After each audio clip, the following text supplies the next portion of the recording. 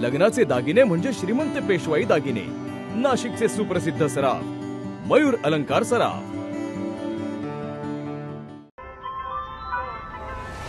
ताज्या बातम्यांसाठी नाशिक न्यूजच्या YouTube चॅनलला सबस्क्राइब करा आणि बेल आयकॉनला प्रेस करा।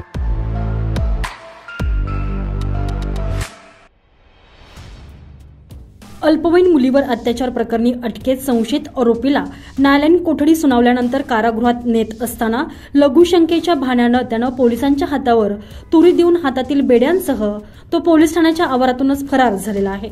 मंगळवारी सायंकाळी 5:30च्या सुमारास घडलेल्या घटनेनंतर पोलिसांचे धाबे चांगले जणांले असून रात्री उशिरापर्यंत संशयित आरोपी हा सापडलेला नव्हता। कसबे सुकेने येथे काही दिवसांपूर्वी अल्पवयीन मुलीवर अत्याचार केल्याप्रकरणी संशयित आरोपी योगेश माळी हा ओझर येथे पोलीस कोठडीत होता।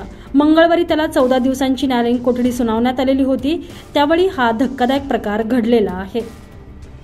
पोलिसांच्या हातावर तुरी देऊन हातातील बेड्यांसह तो पोलीस ठाण्याच्या आवारातून फरार झालेला असून पोलीस त्याच्या मागावर असून त्याचा शोध घेतला जातोय।